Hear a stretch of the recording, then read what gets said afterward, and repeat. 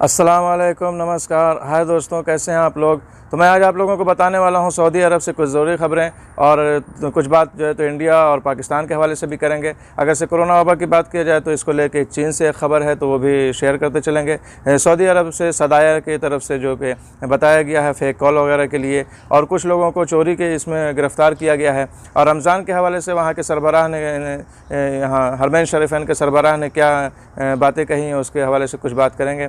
तो चलिए, अगर से अभी तक आपने मेरे चैनल को सब्सक्राइब नहीं किया है तो प्लीज़ चैनल को सब्सक्राइब कर दें और बेल आइकन को भी प्रेस कर दें ताकि इसी तरह की सऊदी अरब से रिलेटेड, गल्फ़ से रिलेटेड ख़बरें आप तक पहुंचती रहें।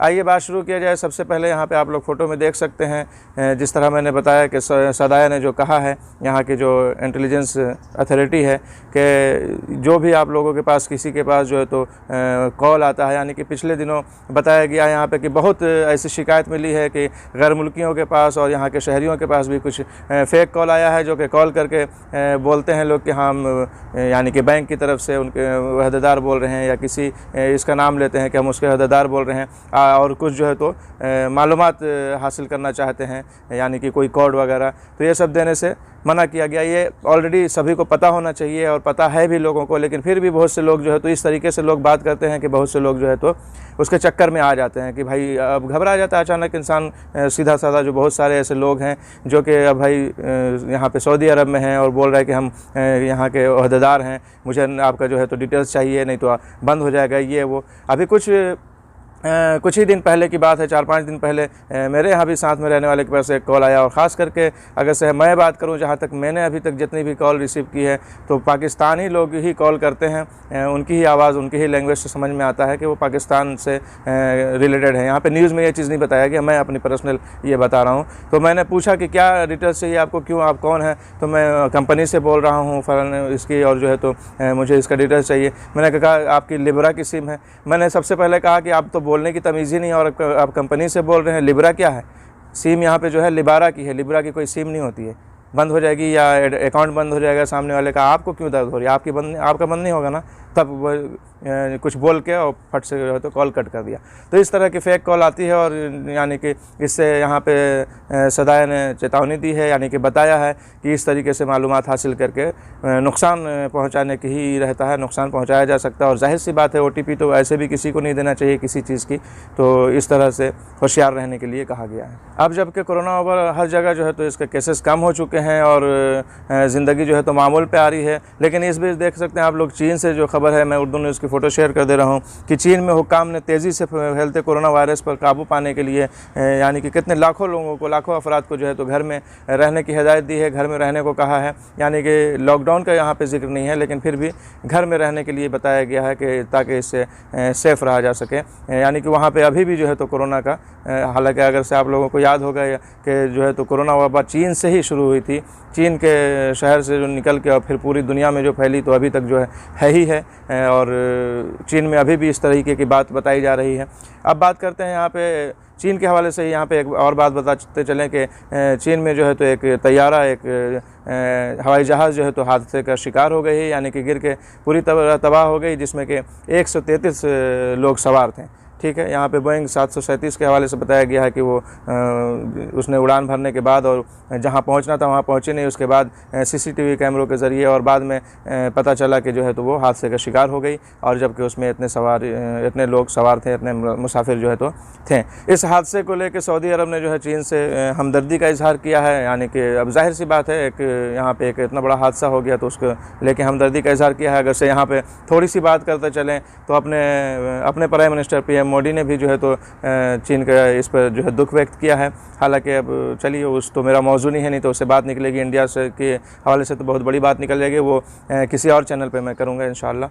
यहाँ पे मैं उर्दू न्यूज़ की फ़ोटो शेयर कर दे रहा हूँ। आप लोग देख सकते हैं कि यहाँ पे सऊदी अरब में सऊदाइजेशन के हवाले से छोटे तजारती इदारों को दी जाने वाली 3 साल मोहलत जो है तो का 2 साल जो है तो पूरा हो चुका है। यहाँ पे आप लोगों को पता है कि सऊदाइजेशन चल रहा है, यानी कि हर फील्ड में, हर जगह पे जो है तो सऊदी अरब में रहने वाले यानी सऊदी शहरी को काम देना ज़रूरी है। या अगर से बाहरी लोग जितने भी मुकीम गैर मुल्की लोग काम करते हैं उसके हवाले से कम 30% जो है तो देना है। ये पहले बड़ी बड़ी कंपनियों में था, अब जो है तो इसकी मोहलत जो है तो छोटे इदारों को भी दी गई थी, जहाँ पे लगभग 9 लोग 10 लोग काम करते हैं। और इस हवाले से यहाँ पे बताया गया है कि अथॉरिटी ने छूट दिया था कि उनका वर्क परमिट भी जो है उसका भी सिर्फ 100 रियाल ही लगता था, जबकि 9,600 लगता है। लेकिन ये 3 साल की मोहलत के दौरान ये मोहलत है कि सिर्फ वर्क परमिट जिसके के आमिल जो हैं तो यानी कि वर्कर जो हैं 9 होंगे, जिसमें कि काफ़ी या उनका मालिक भी शामिल होगा,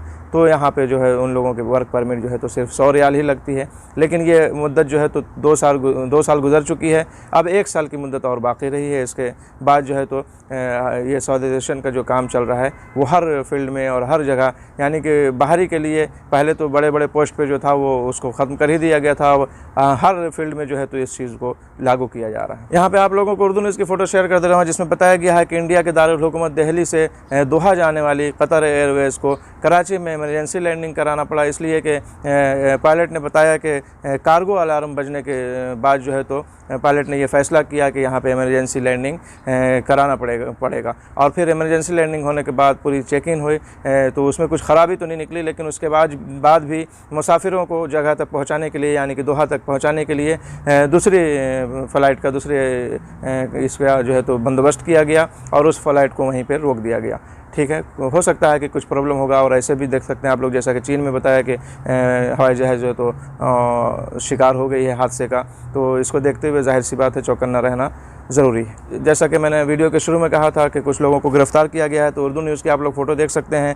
रियाज पुलिस ने चोरी की वारदातें और चौकीदारों पर हमला करने वाले 20 मुकीम गैर मुल्कियों को गिरफ़्तार किया है। तो यहाँ पे बताया गया है कि ज़ेर तामीर अमारत जो हैं, जो कि अमारतें ज़ेर तामीर हैं, उसमें से कुछ चोरी करना और वहाँ के सिक्योरिटी पे हमला करने के इसके में जो है तो 20 लोगों को गिरफ़्तार किया गया। अब क्या कहा जा सकता है, सऊदी अरब में भी रह के और गैर मुल्की यानी कि दूसरी जगह के यहाँ पे जाहिर सी बात है कि काम करने के लिए आए होंगे, तो इसके बाद जो है तो ये सब करना तो जाहिर सी बात है पकड़े तो जाना ही है, और ये तो हर जगह गलत है, और ख़ासकर फिर सऊदी अरब में रह के अगर से आप ऐसा करते हैं तो पकड़ा जाना तय है।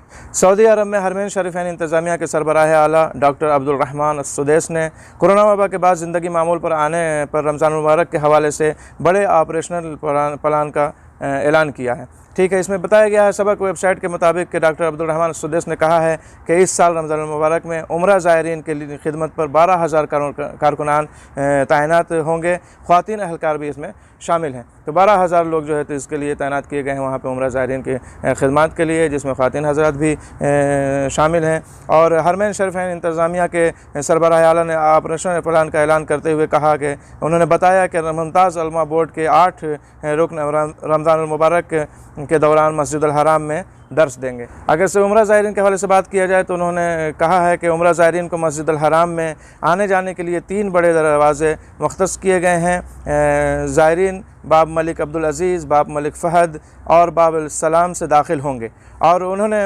उन्हीं दरवाज़ों से निकलेंगे, यानी कि 3 दरवाज़ों से ही दाखिले का और एग्ज़िट का भी जो है तो उसी 3 दरवाज़ों के हवाले से बताया गया है कि 3 दरवाज़े से ही जाएंगे। ये सिर्फ उम्रा ज़ायरीन के हवाले से है। और नमाजियों के लिए 144 दरवाज़े मुख्तस किए गए हैं। रमज़ान मुबारक के महीने में अफ्तारी से लेकर सहरी तक आब ज़मज़म भी तकसीम किया जाएगा, और मुताफ में जो है तो कुछ गाड़ियों के ज़रिए और कारकुनान के ज़रिए जो है ये चीज़ें आब ज़मज़म जो है तो फराहम किया जाएगा। चलिए, यही सब कुछ अपडेट थी जो मैंने सोचा कि आप लोगों से शेयर करता चलूँ। चलते हैं, मिलेंगे नेक्स्ट वीडियो में। अपना ख्याल रखें, खुदा हाफिज़, बाय।